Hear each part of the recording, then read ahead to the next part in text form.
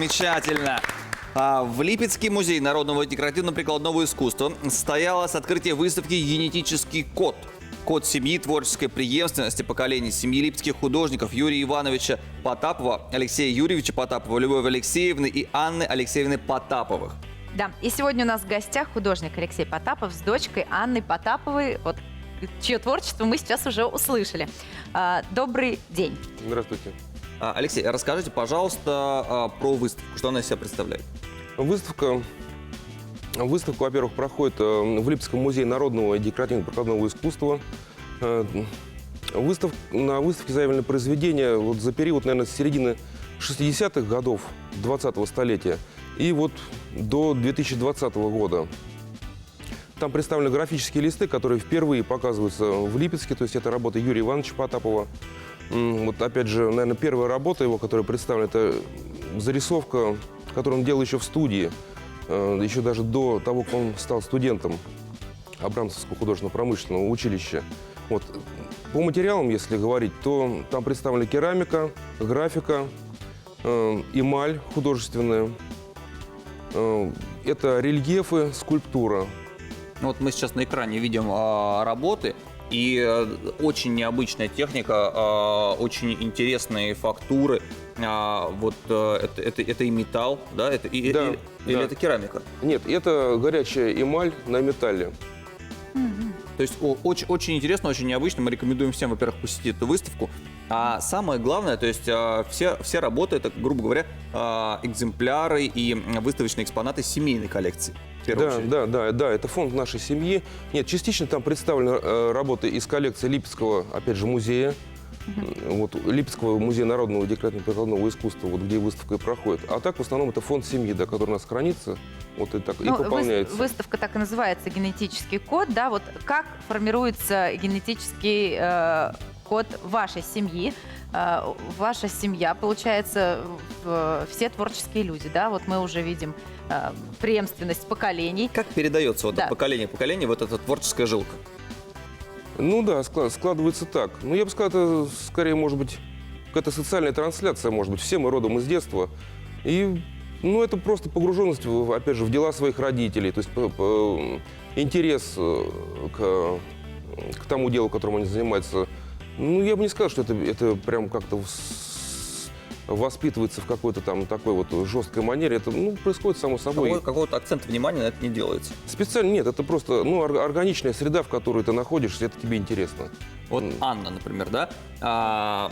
Ты тоже занимаешься искусством, да. Но музыкой, правильно? Конечно. Ну, ни в коем случае нельзя отрицать влияние среды, в которой я росла. То есть вообще все виды искусства меня окружали с детства. Ну, то есть изобразительное искусство, конечно, тоже не обошло стороной. Я закончила художественную школу, занималась в папиной студии керамикой.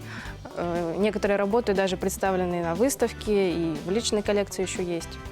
Но как-то сложилось, что ну, почему к музыке вот душа музыку лежит. выбрала все-таки? Ну, папа же тоже оказал влияние. Вот именно именно его гитара находилась у нас дома с детства. И я еще когда была маленькая, я говорю: мама, когда я буду на гитаре играть? Она говорит: ты пока что маленькая. Выросла, и вот отдали в музыкальную школу, а потом и в художественную школу. И вот что сложилось, то срослось. Ань, ну сейчас пока вот какие у тебя прогнозы? То есть как дальше будет складываться твоя жизнь? Все-таки с музыкой или, допустим, ты вернешься в, скажем, в изобразительное искусство, да? Я не разделяю это на самом деле. Ну, потому что я пока что, ну как пока что, еще долго я буду учиться. Конечно, в планы сначала входит получение среднего музыкального образования, потом высшего музыкального образования. Ну, а изобразительное искусство, оно меня не покинет никогда. Оно в душе, конечно, да? в душе. Захочется, сделаю так, да? Ну, конечно, да. Алексей, вот у нас на столе лежит потрясающая работа. Давайте покажем нашим телезрителям ее вот на камеру и расскажите, пожалуйста, что здесь представлено. Вот мне эта работа, одна из серий состоит из 6 работ. Это такая полихромная керамика. То есть это на выставке они тоже представлены. Вот, там представлены 2 работы из серии. Вот эту разработку я, наверное, делаю в течение, наверное, 5 лет, вот так, наверное, или 7 лет. Вот еще вчера с учениками в студии мы там у меня нашли там первый пробник, я смотрел там когда-то там технически, он такой был еще несовершенный. Вот на данный момент эта разработка выглядит так. Это полихромная керамика. Опять же, вот здесь, наверное, опять возникает тема музыки, именно полифонии. То есть принцип, это называется перенос метода, принцип из музыки, который был сформулирован в эпоху Возрождения, то есть для полифонических произведений, он перенесен вот именно в сферу визуальных искусств, в данном случае вот художественной керамики. То есть те самодостаточные вот мелодические линии, которые, как сказать, формируют музыкальное произведение по законам гармонии, здесь они заявлены в виде вот таких вот колористических, наверное, фрагментов. То есть линия охр, вот такой вот, это как бы такой голос музыкальный, да, только он в формате визуальных искусств. Линия черных вот таких вот глянцевых участков. Вот, какие-то вот такие вот отсутствующие пиксели, углубленные, точнее, пиксели с фактурой такого вот старого металла, это такая старая кровельная жесть. Вот. И в целом они складываются вот в форму произведения, уже визуального искусства. То есть... Мне кажется, вот это вот произведение искусства – это как раз подтверждение слов Анны о том, что музыка и Всё изобразительное искусство, взаимосвязано, да, и творчество, они неразделимы. Все взаимосвязано, все находит отражение одно в другом. Да, у меня даже складывается ощущение, что вот именно такая музыка звучит у вас на выставке, или, по крайней мере, хочется уже этого, чтобы она звучала.